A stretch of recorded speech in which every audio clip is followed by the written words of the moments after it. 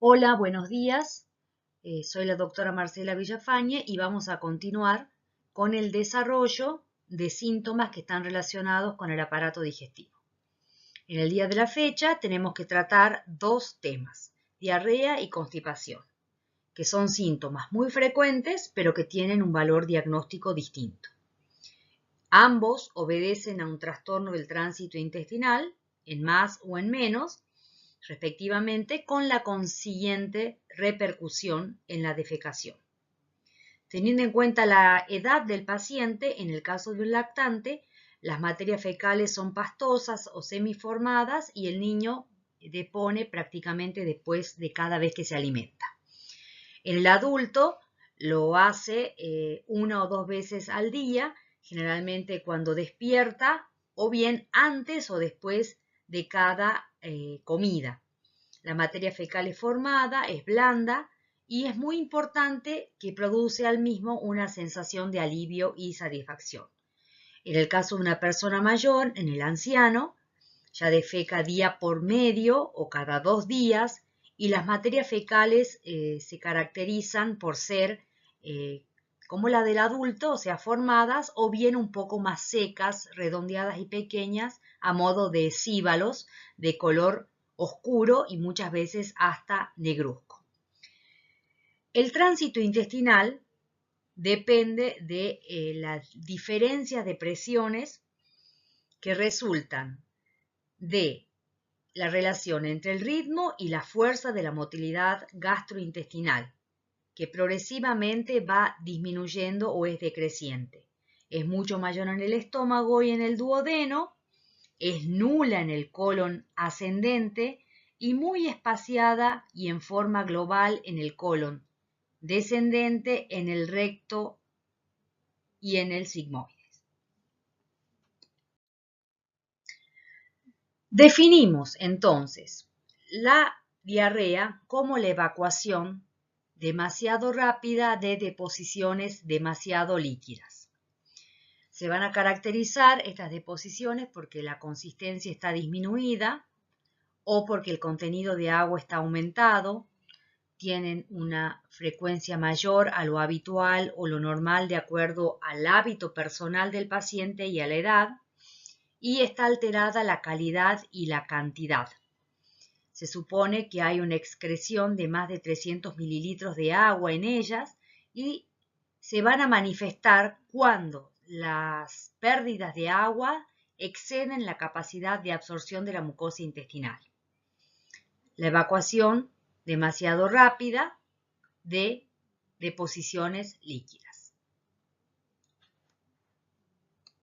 Cuando el motivo de consulta es diarrea, para realizar el estudio semiológico tendré en cuenta si el comienzo es agudo, podría pensar en una intoxicación alimentaria. Si es un inicio agudo prolongado que se considera entre los 6 y los 30 días y una forma insidiosa o crónica cuando el cuadro de diarrea dura más de 30 días. Respecto de las circunstancias de aparición, si es que los cuadros aparecieron en alguna circunstancia en particular, como por ejemplo, luego de haber ingerido alguna comida en un restaurante o en un viaje, si es que existen otras personas que compartieron iguales circunstancias que puedan estar afectadas y nunca dejar de tener en cuenta que hay situaciones de estrés, como por ejemplo una situación emocional o una situación de preexamen, donde esto puede causar un inicio o una exacerbación de este cuadro de diarrea. En ese caso hablaríamos de una diarrea aguda emocional o también se puede pensar en una diarrea crónica funcional. Respecto de las características de las heces, hay que tener en cuenta la consistencia que puede ser variable y que depende de la cantidad de agua. Puede ser blanda, puede ser pastosa o puede ser líquida. El color también va a ser variable y respecto del volumen emitido, pueden ser heces muy voluminosas, lo que me hace sospechar en una diarrea alta, en cuanto a la localización respecto del ángulo de Thwaites o crónicas respecto de la evolución, a diferencia de deposiciones de menor volumen que me hacen pensar en una diarrea de origen bajo.